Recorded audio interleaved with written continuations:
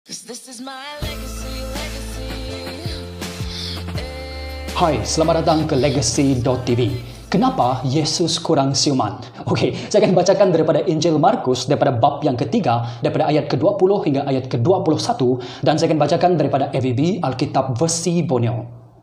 Selepas itu, Yesus masuk ke sebuah rumah. Tetapi begitu ramainya orang yang datang berkumpul semula, sehingga Yesus dan murid-muridnya tidak sempat makan. Apabila keluarga Yesus mendengar perkara ini, mereka juga datang untuk mengambilnya. Apabila mendengar orang berkata, dia tidak siuman. Okey. Ini bukan keluarga Yesus yang mengatakan dia kurang siuman, tetapi inilah kata orang di sana mengatakan bahawa Yesus dia tidak siuman. Okey, mari kita lihat daripada ayat yang ke-20. Selepas itu, iaitu selepas Yesus memanggil 12 muridnya, Yesus masuk ke sebuah rumah dan kita tidak tahu rumah siapakah yang Yesus pergi. Tetapi begitu ramainya orang yang datang berkumpul sehingga Yesus dan murid-muridnya tidak sempat makan. Dan begitu busy pelayanan Yesus dan juga murid-muridnya sehingga mereka lupa makan. Dan kadang-kadang dalam pelayanan, kadang-kadang saya sendiri juga kadang-kadang lupa makan. Tetapi kerana khusyuk untuk melayani orang lain. Tetapi poin yang kita ingin perhatikan di sini, apabila keluarga Yesus mendengar yang ramai orang datang dan mendengar apa yang Yesus lakukan. Dan kalau kita lihat, kalau kita ikut kronologi dalam Injil Markus, kita melihat Yesus banyak berdebat dengan orang Farisi dan juga guru-guru agama yang lain, dan mungkin mereka mendengar sesuatu tentang Yesus, dan ini kata orang, bukan kata keluarga Yesus, tapi ini kata orang, dia tidak siuman. Dan persoalan kita, betulkah Yesus tidak siuman ataupun kurang siuman? Dan kenapa orang berkata begini terhadap Yesus? Sekurang-kurangnya saya berfikir ada 3 perkara kenapa orang berfikir ataupun menganggap bahawa Yesus tidak ataupun kurang siuman. Yang pertama ialah Yesus meninggalkan pekerjaan yang bagus. Okey, kalau kita lihat dalam Markus bab yang ke-6, ayat ke-3 mengatakan kepada tentang Yesus, bukankah dia itu tukang kayu, dan Yesus ialah carpenter, dan besar kemungkinan Yusuf ialah juga tukang kayu, dan pekerjaan ini diberikan turun-temurun. Dan Yesus, kalau kita lihat dari segi Alkitab, kita melihat bahawa dia ialah anak sulung, dan dia sepatutnya taking care of family business, dan Yesus ialah tukang kayu, walaupun pekerjaan itu bukan pekerjaan yang sangat-sangat popular, yang banyak-banyak gaji dan sebagainya, tetapi tukang kayu ialah pekerjaan yang cukup untuk menjara keluarga. Tetapi kita melihat Yesus meninggalkan pekerjaan ini sebagai tukang kayu semata-mata untuk menjadi penginjil ataupun seorang yang mengkubah ataupun membawa firman Tuhan. Dan ini kita harus tahu yang pada masa dulu, even pada masa sekarang juga ada yang menjadi full time, yang bekerja sebagai penginjil, berkubah. Mereka kadang-kadang tidak dapat gaji dan sebagainya. Dan bagi orang ini perkara yang kurang siuman. Yesus sudah mempunyai pekerjaan yang bagus, tetapi kenapa dia berhenti daripada menjadi tukang kayu? Mungkin dia masih lagi part time,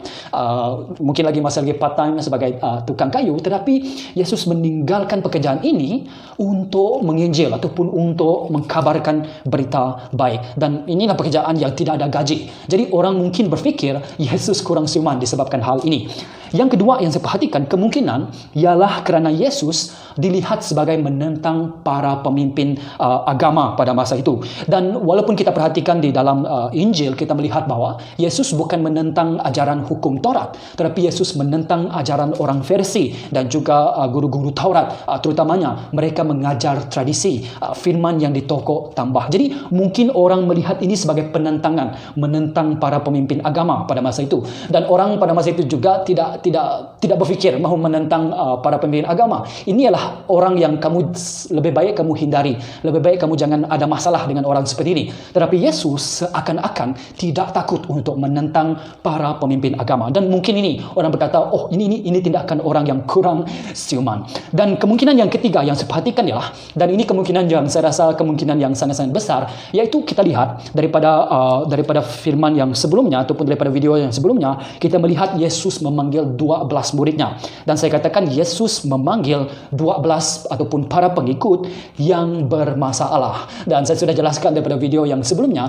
bermasalah kenapa? Kalau kita lihat Yesus memilih nelayan, contohnya 4 orang itu, Yakobus, Yohanes, Andreas dan juga Petrus. Mereka ini orang nelayan. Dan kalau Yesus betul-betul guru yang sama standard seperti orang pada masa itu, tentu dia memilih pengikut yang lebih berpendidikan. Tapi Yesus memilih para nelayan. Begitu juga Yesus memanggil Lewi ataupun Matius, bekas pemungut cukai, bekas pendosa. Yesus panggil menjadi pengikut dia. Begitu juga kalau kita lihat ada satu orang bernama Simon, orang patriot ataupun zealot. Ianya seperti kalau pada masa sekarang ialah orang yang macam ISIS ataupun orang yang macam Zionis dan sebagainya. Dia orang yang patriotik. Itu pun Yesus panggil untuk menjadi pengikutnya.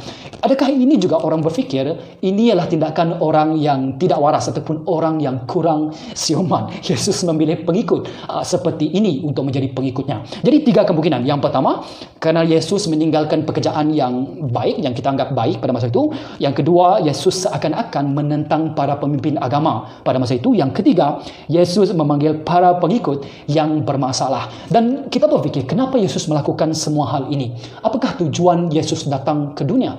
Dan itu sudah dijawab dalam Markus bab yang kedua ayat ke-17. Yesus sudah menjawab kenapa dia datang. Dan salah satu sebab kenapa Yesus datang, saya bacakan dalam Markus bab yang kedua ayat ke-17.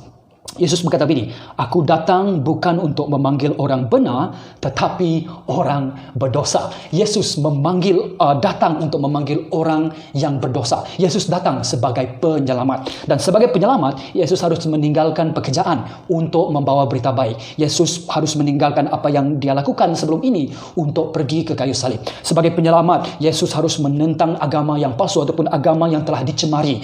Yesus datang sebagai juga menyelamat orang daripada beban berat keagamaan yang diberi ataupun diletakkan oleh orang Farisi dan guru agama pada masa itu. Yesus sebagai penyelamat dan dia memilih 12 orang pengikutnya untuk mengubah kehidupan mereka. Semua mereka Yesus ubahkan hidup kecuali satu orang, yaitu Judas Iskariot yang sengaja ingin menentang Yesus. Dan inilah sebabnya Yesus seakan di dalam Alkitab bagi orang pada masa itu seakan orang yang kurang siuman. Dan semua ini dilakukan oleh Yesus. Yesus meninggalkan hal itu walaupun pendapat orang berbeza seperti apa yang dia lakukan.